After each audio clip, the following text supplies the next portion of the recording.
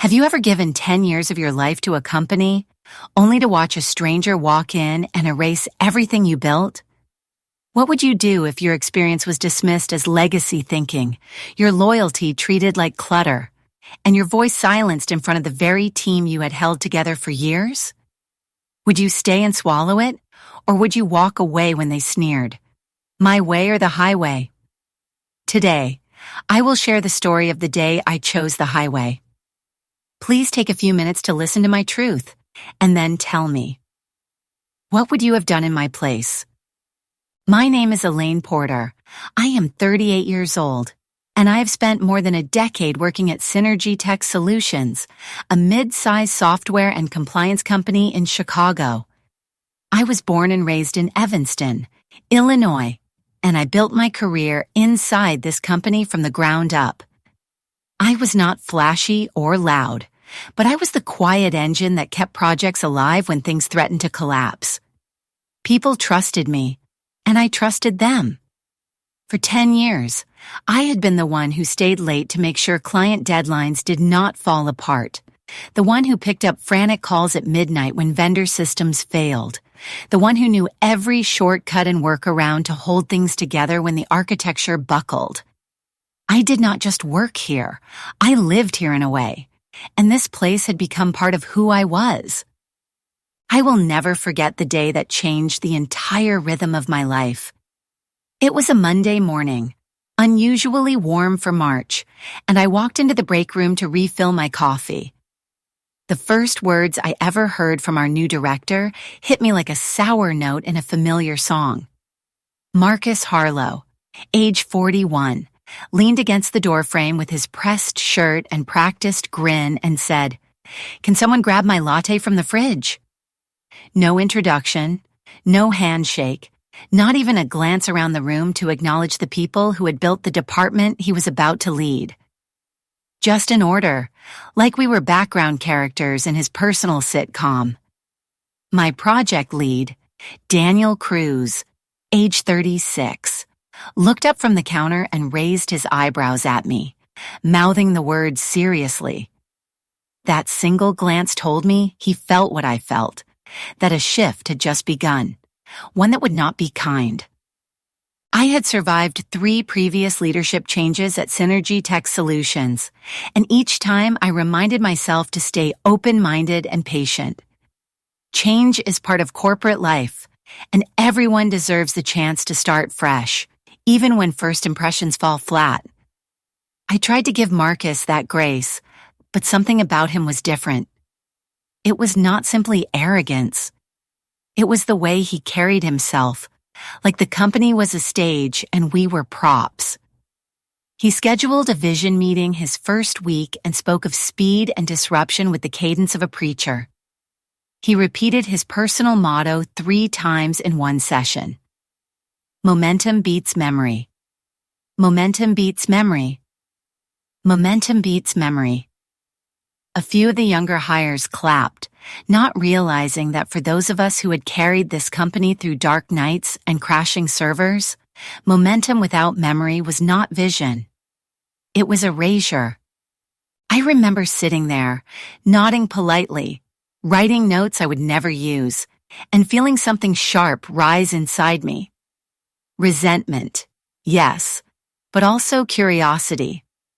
How far would this man go in his quest for velocity? What corners would he cut? What history would he burn? And who would be left to sweep up after him? That day in the break room, when he could not be bothered to introduce himself properly, was the first flicker of something I could not yet name.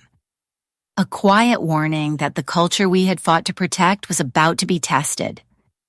What I did not realize then was that this man, with his latte requests and empty mottos, would eventually push me toward the hardest choice of my career. And when he finally forced me to the highway, he would not be the one who had the last word. Before Marcus arrived with his mottos and his latte orders, Synergy Tech Solutions was not perfect, but it was ours. We had a rhythm that only comes from years of trial, error, and survival together. The office had a heartbeat you could almost hear if you paid attention. Late nights during major launches were brutal, but we faced them side by side. Someone always ordered cheap pizza, someone else brewed another pot of coffee, and someone pulled up a playlist that kept us laughing even when our eyes were half shut from exhaustion. When a project finally shipped, we celebrated not with stage speeches, but with potlucks in the break room or shared jokes and Slack threads that only made sense to us.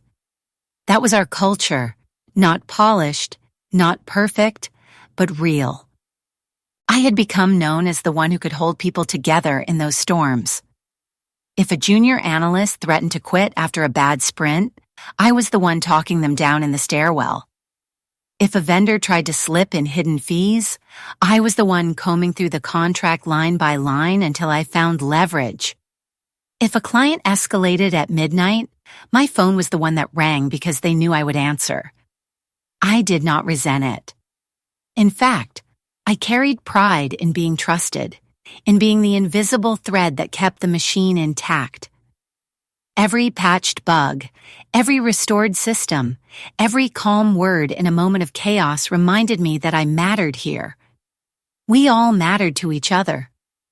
I still remember one particular launch night 3 years before Marcus came. Our systems went down during a migration, and half of us stayed in the office for 48 hours straight. We built makeshift beds out of beanbags and coats. Daniel, my project lead, passed out sandwiches when people forgot to eat. Hannah, our senior developer, coded with her hoodie up and eyes red from lack of sleep. I walked around the floor at 3 a.m. with mugs of coffee, patting shoulders, whispering encouragement, and making sure nobody collapsed. We came out of that disaster stronger, not because leadership congratulated us, but because we knew we had fought for each other. That is what I thought work was supposed to be. Not slogans. Not slogans shouted in meetings, but loyalty proven in the trenches. When Marcus arrived, that memory stayed in the back of my mind like a photograph I kept in my pocket. It reminded me of what we had built and what we stood to lose. At first, I told myself we could adapt. I told myself that new leadership might polish what was rough, that maybe a fresh vision would even strengthen our foundation. But the more I watched him dismantle what made us resilient, the more that photograph in my mind felt fragile, like it was being torn corner by corner. My resentment grew quietly, not loud enough for anyone to hear, but sharp enough for me to feel it cutting inside. It was as though a stranger had walked into our house, rearranged the furniture, and declared it his own without ever asking who had built the walls. Marcus did not wait long before showing us what he believed leadership meant. Within his first week, he called a department-wide meeting that he labeled a vision session. We had spent years using these sessions to share honest updates, discuss blockers, and rally around upcoming projects. But this time, the atmosphere was different. He stood at the front of the room with a slide deck that was more about graphics than content, and he spoke with the rhythm of someone who had practiced in front of a mirror. He repeated his personal motto like it was holy scripture. Momentum beats memory. He paused each time for effect, smiling as though expecting applause.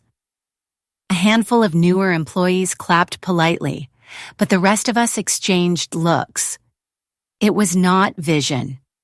It was theater. And theater does not fix systems that collapse when pressure hits. From that day forward, every decision Marcus made seemed to prove that speed was the only measure he valued. He canceled our weekly cross-team syncs, the ones that had kept departments aligned during critical handoffs. He called them legacy time wasters. He replaced them with what he called velocity huddles, short gatherings where he asked us to report numbers without context. People were expected to clap whenever a metric sounded impressive, even if it was meaningless without proper testing or review. I sat there in silence, hands folded, watching numbers flash on a screen like fireworks while the foundations underneath those numbers cracked quietly. It did not stop there. Marcus began canceling meetings that mattered most, the ones where analysts, developers, and compliance officers came together to prevent disasters before they started. He said we were over-processing. He tossed out our carefully built process maps, documents that had taken months of work after 2 failed audits, and he laughed as he threw them in the digital trash. Real leaders, he said, do not need checklists. They need instincts. I wanted to stand up and tell him that instincts do not save you when a client dashboard displays zeros instead of paid subscriptions, but I bit my tongue. I had learned long ago that arguing in public only made you a target. Still, inside, I seethed. One morning during a daily stand-up, our development team reported that a third-party API had shifted unexpectedly, causing delays in integration. Normally, I would have escalated the issue, documented the risk, and rerouted resources to protect deadlines. But Marcus had proudly declared that we were now empowering the front line, which in his mind meant there was no escalation path at all. When I tried to explain the impact, he cut me off mid-sentence. Sounds like a learning opportunity, he said brightly. Let us fail forward, team. Fail forward. Those words echoed in my head long after the meeting ended. I exchanged a glance with Daniel, who shook his head almost imperceptibly. We were failing, all right, but not forward. We were failing sideways, backwards, and in circles. And he did not even see it. That was when I began to understand the depth of the storm he was bringing. Marcus was not interested in building trust or protecting what we had fought for. He wanted velocity at any cost, even if that cost was the very people who had kept this company alive. And while I smiled politely in meetings, writing notes I would never use, I felt a quiet rebellion starting to form in the back of my mind. A kind of resentment that would not fade, only sharpen, waiting for the moment when it would no longer be possible to stay silent. The first cut Marcus made was to something we all depended on, a shared repository we called the Knowledge Vault. It was not glamorous, but it was priceless. Over the years, we had documented every odd vendor requirement, every patchwork fix, every lesson that had kept us alive through audits and outages. It was a living archive of survival, written in the words of people who had lived the mistakes and fixed them. To Marcus, it was nothing but legacy clutter. One morning he announced in Slack that he had shut it down. Just like that, years of history vanished with a single keystroke. He promised a new, streamlined system, but it never came. His version of documentation was shouting contradictory instructions in meetings and expecting someone else to remember what he had said. When a crisis came, no one had a map anymore, only fragments of memory. Next, he turned to the process maps our analyst team had created, diagrams built after 3 consecutive failed audits that nearly cost us key contracts. I remembered sitting beside our lead analyst, Sophia Grant, age 34, watching her draft each connection with precision because she knew how fragile compliance could be. Marcus dismissed her work in less than a minute, calling it paralysis by analysis. He clicked delete with a grin, as if years of painful lessons were nothing more than background noise. We are going agile, he said, holding a marker to the whiteboard like a magician about to reveal a trick. Real-time thinking. High trust. High output. His words sounded polished, but I watched Sophia's face as she stared down at her hands, and I knew she felt the same hollow dread I did. He also had a habit of reducing people to nicknames. To him it was charming, but to us it was humiliating. He called Hannah Lee, our senior developer, Code Queen because she fixed a bug during a demo under pressure. He called our QA lead, Sophia Torres, Radar because she caught edge cases no one else did. He thought it was clever. She hated it. We all did, but we smiled anyway, because smiling was safer than showing anger. Each nickname chipped away at our dignity, reminding us that he did not see our experience, our years, our sacrifice. He saw caricatures. He saw tools.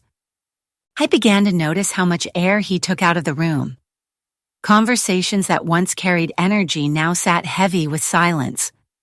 Meetings that used to spark collaboration turned into performances for his approval. If you nodded quickly enough, if you repeated his phrases, you were praised as innovative. If you asked questions or raised risks, you were labeled resistant. He did not say it directly, but the message was clear. Trust was no longer mutual. It was submission. And every time he cut away another piece of the structure we had built, I felt myself shrinking, like the walls of the place I once loved were slowly pressing in.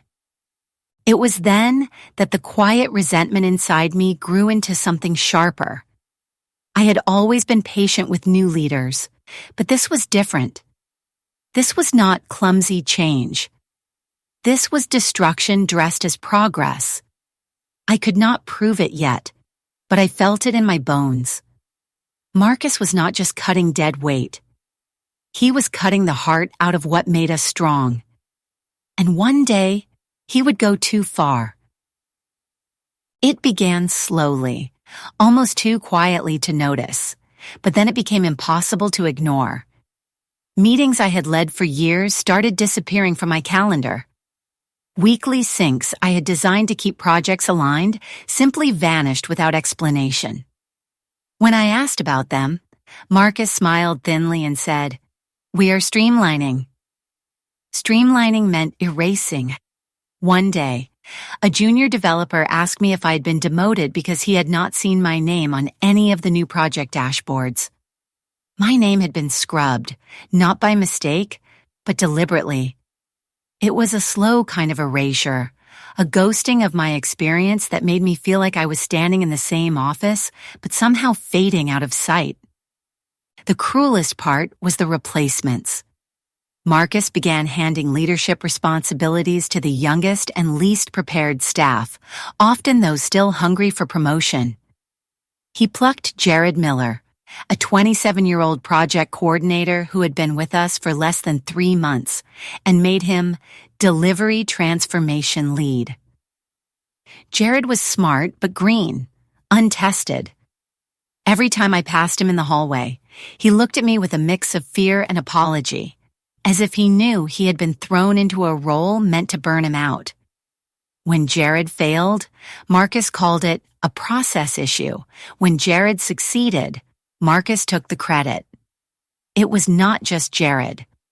One by one, new faces were pushed into positions far too heavy for them, while veterans like me were quietly sidelined. Even Daniel Cruz, my project lead and one of the most competent people I knew, was not immune. During a Friday planning session, Daniel raised a simple question about why one of our analysts had been abruptly reassigned. Marcus tilted his head, smirked, and said, "We do not need to justify internal shifts to mid-level managers." Mid-level. The word landed like a slap. Daniel had led our department through 2 system overhauls and 3 major client wins. To dismiss him as mid-level was not just inaccurate, it was insulting. Daniel's jaw clenched, and I thought he might argue, but instead he nodded slowly and said nothing. 2 days later, he was pulled from a leadership pilot he had been preparing for 6 weeks. The message was clear. Challenge Marcus, and you disappear. The atmosphere grew heavy, like a fog no one wanted to name. People whispered in the stairwells, sent cryptic messages in Slack, or stared silently at their screens during meetings. One product manager broke down in tears during a sync and confessed that she felt like she was haunting her own job. I understood her. That was exactly how I felt. Present, capable, but invisible. I walked the halls of Synergy Tech like a ghost, watching my years of service reduce to background noise. And still, outwardly, I smiled, nodded, and carried on, because showing cracks would only feed Marcus's narrative that I was resistant to change. But inside, the resentment was building. I was not just angry for myself. I was angry for the people who trusted me, for the juniors being set up to fail, for the colleagues whose loyalty was being treated like dead weight. And I began to realize that invisibility could be dangerous, but it could also be useful. If Marcus wanted to pretend I was not there, perhaps I could use that to my advantage. Perhaps being a ghost was not just a punishment. Perhaps it was the start of something else. Being treated like a ghost hurt, but ghosts see everything. And the more Marcus tried to erase me, the more determined I became to make sure nothing was truly lost. That was when I created the folder. I called it simply In Case. Tucked quietly on my desktop, hidden behind routine project files, it became my private vault of proof. I did not steal. I did not sabotage. I simply collected. Screenshots of Slack conversations where warnings were ignored, copies of system change logs that showed corners cut, approval chains that revealed how recklessly decisions were made. Each file was a breadcrumb, a trail that reminded me I was not imagining the chaos. It was not paranoia. It was real, and it was spreading. At first, I told myself it was only for my sanity. I needed something to hold on to when Marcus made me feel invisible. But over time, the folder became more than that. It became a quiet shield, a reminder that truth had weight even when leadership pretended it did not exist. I never mentioned it to anyone, not even Daniel, because I knew how dangerous it would be if word got out. Marcus was hunting for resistance, and he would have painted me as the ringleader. So I kept my head down, smiled in meetings, and let him believe I was fading. All the while, the folder grew, one file at a time. Outside of office hours, I found another way to resist. Some of the new hires started reaching out to me privately, confused about workflows that were missing from Marcus's shiny velocity playbook. They whispered in chat messages, "Elaine, can you help me understand this report?" Or, "No one explained how to handle this vendor issue. Do you know?" I told them to meet me after hours. We gathered in the tiny office kitchen, sitting with laptops balanced on chip tables, or we logged into late-night Zoom calls with cameras off. I walked them through undocumented systems, legacy quirks, and survival skills that had never made it into Marcus's world of slogans. They learned not only how to keep projects afloat, but how to protect themselves when things inevitably broke. One night, after I finished walking a new analyst through a recurring bug in the financial dashboard, she looked at me and asked, "Why is none of this being taught?" I could only shrug. "Because Marcus thinks history is clutter," I said. She stared at me, her eyes sharp despite her exhaustion, and whispered, "He acts like he invented this place." We laughed, but it was the kind of laughter that carried no joy. That night, when I closed my laptop, I added a note to the folder. It read, "The truth is still here, even if they will not acknowledge it." I told myself I was not planning revenge. I was only planning survival. But deep down, a seed had been planted. Ghosts may be unseen, but they are not powerless. And one day, the quiet trail I was building might become the very thing Marcus could not outrun. 9 days before one of our most critical client launches, Marcus walked into the war room with that smug grin of his, a paper cup of cold brew in one hand and a Sharpie in the other, like he was about to sketch a miracle on the whiteboard. We were already behind schedule because a vendor's API had failed twice. Our migration scripts had not been properly vetted, and the infrastructure team had flagged caching issues that could crash production without warning. Everyone in the room knew the risks, but Marcus was blind to them. He tapped the board, circled the deadline in bright red, then slashed through it. "We are moving the launch up 3 days," he said, as if he were offering a gift instead of a death sentence. There would be no extra budget, no new staff, no backup plan. Just fewer days to do work that already needed more time. The silence that followed was suffocating. I could feel the fear pressing in, the unspoken knowledge that what he was asking was reckless, almost dangerous. I raised my hand, my voice calm but firm. "Marcus, I need to flag a critical."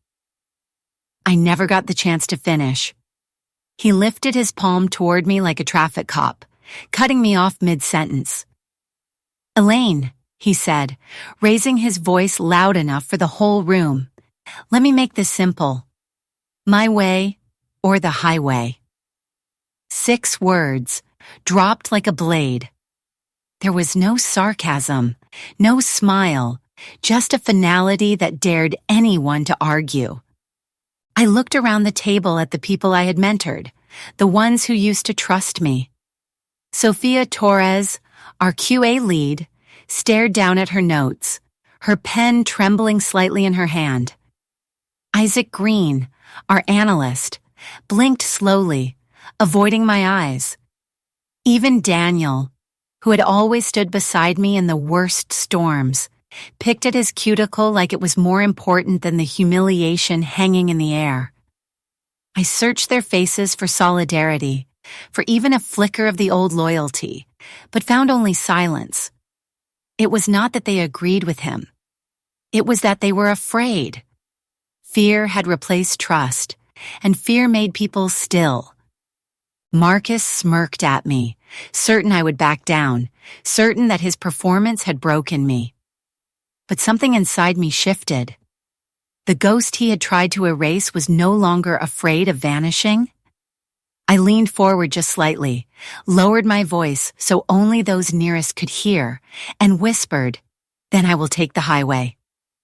No speech, no theatrics, just 6 words in return. I gathered my notebook, slid my half-full water bottle into my bag, and walked out of that room. Not quickly, not dramatically, but deliberately. The glass door hissed shut behind me with a sound so final it echoed in my chest. I did not go straight home. I drove aimlessly, ended up parked by the lake as the sun bled into the horizon. My hands gripped the steering wheel while my heart felt hollow, stripped of the pride I had carried for a decade. But under that hollowness, there was something else. Clarity. He thought he had broken me, but all he had done was free me. For the first time in years, I had chosen myself, and that choice was the beginning of a storm Marcus could not control. That night, as I sat in my car by the lake staring at the water, I told myself I'd walked away quietly. No grand announcement, no farewell email, no Slack message. I thought I was leaving alone, carrying only my dignity and the hollow ache of an ending. But the silence did not last. My phone buzzed at 9:17 p.m., the screen glowing with a message from Sophia Torres. "Elaine, I am sorry I stayed quiet today. You did not deserve that. I just sent my resignation." I read it twice, the words burning into me, and for the first time that night my breath caught. She had followed me. Not because I asked her to, not because I staged a protest, but because she could not pretend any longer. Minutes later, another ping. Isaac Green. Just one emoji, a blue highway sign, followed by the words, "You were right." I pressed the phone to my chest, stunned. Isaac, who had looked so defeated at the table, had chosen to stand after all, just not in front of Marcus. At 10:02, Daniel called. His voice was low, tired, but steady. "We are at 5 resignations already. HR is scrambling, calling emergency meetings, trying to convince people to stay. It is too late. They let it rot too long." His words sank deep. I had not planned this. I had not rallied anyone. But somehow, by walking away, I had become the first domino in a chain reaction no one could stop. By midnight, more messages filled my screen. A quiet thank you from a product manager I barely knew, saying she had also resigned because she could not keep selling Marcus's vision when she knew it was a lie. A short message from a designer, effective immediately. I refused to build chaos for a paycheck. And then one from Jared Miller, the junior project manager Marcus had thrown into leadership without support. "I am leaving too. I was never ready, and you were the only one who told me the truth." My chest tightened reading that, a mix of pride and fear. They were leaving without safety nets, some without other jobs, some with no plans at all. They were not leaving for me. They were leaving for themselves, because Marcus had made them choose between silence and self-respect. As the hours passed, my phone lit up again and again. By 2 a.m, there were 9 resignations. 9 people who had once kept the company breathing, now walking out into uncertainty. I should have felt triumphant, but I did not. Instead, I felt the weight of it pressing down. I was scared for them, scared of what unemployment might mean, scared of how Marcus would spin it. But beneath the fear, a flicker of something else glowed. Hope. Hope that maybe, just maybe, we had remembered what it meant to matter. When I finally closed my eyes, exhausted and restless, I realized the truth. I had walked out thinking I was a ghost. But ghosts do not start revolutions. Living people do.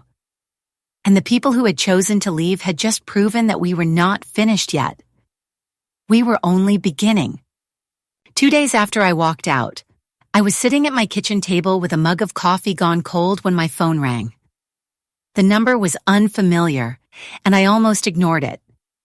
But something told me to answer. A soft voice came through the line.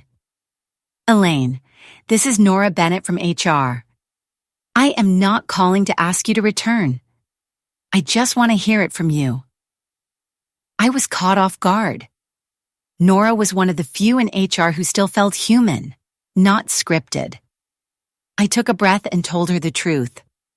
I told her how I had stayed late to fix disasters caused by shortcuts I was not allowed to question, how I had watched years of careful processes tossed in the trash, and how the day I left, I did not feel angry. I felt hollow, like the air had been drained from a room I had lived in for years. She was silent for a long moment, then said, "You were not invisible. We knew.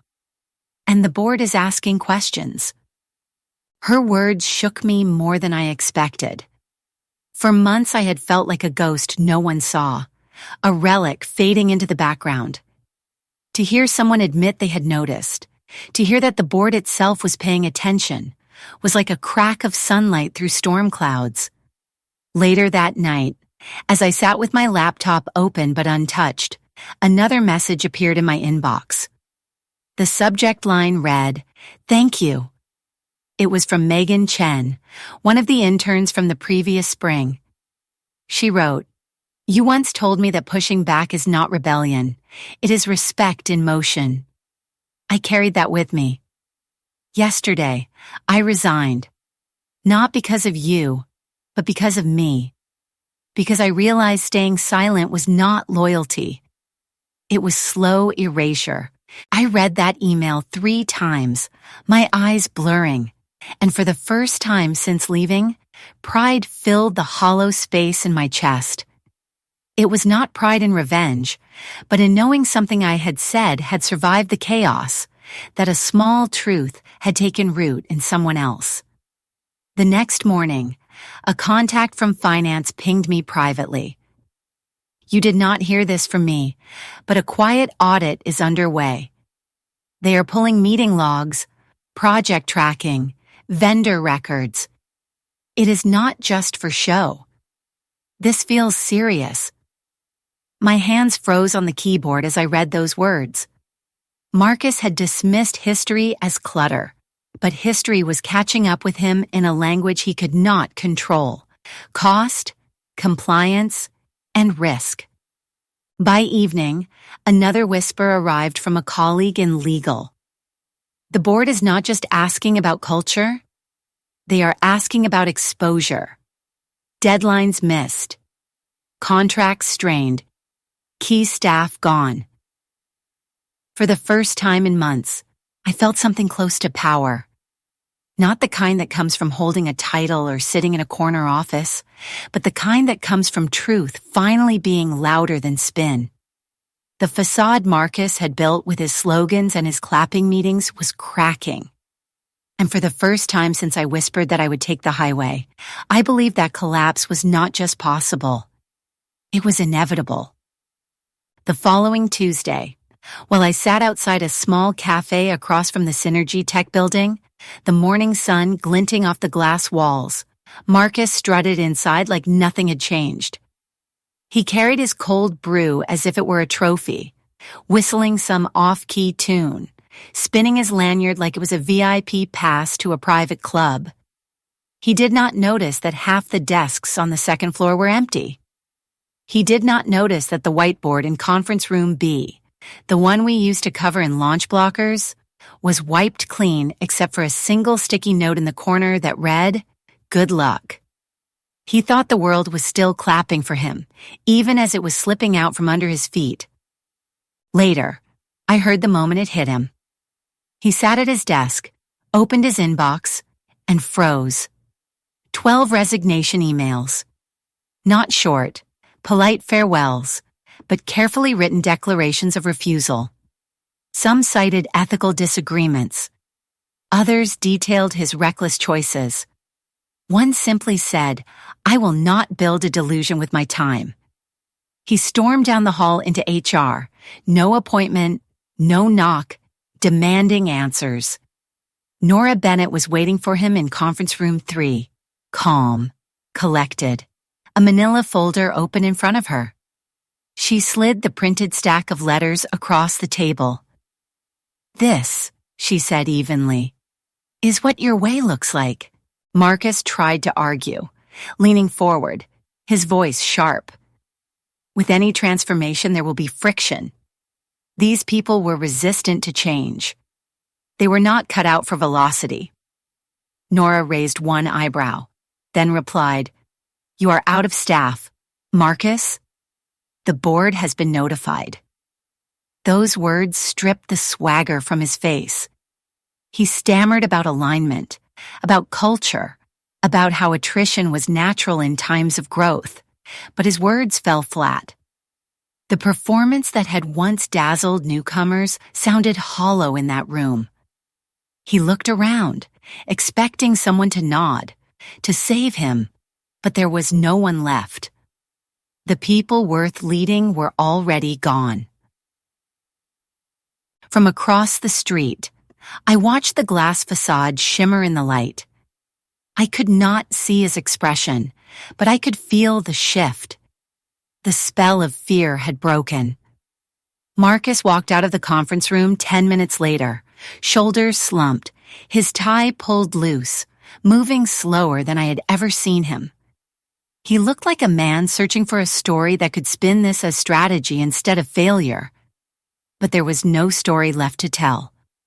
Only silence, empty desks, and the quiet hum of accountability settling in. I sat on that bench with my lukewarm coffee, breathing deeply. I had not staged a mutiny. I had not plotted revenge. All I had done was choose myself when he gave me the highway. But that choice had sparked something larger than me. It reminded people they still mattered. And in the end, that was enough. Because Marcus mistook fear for loyalty and silence for submission. By the time he realized the difference, his empire of slogans had already collapsed. And I, once invisible, was finally free. This was not just a story about leaving a toxic boss. It was a story about remembering that silence is not loyalty. It is slow erasure. I learned that walking away with your dignity intact can sometimes inspire more change than staying silent in the wreckage.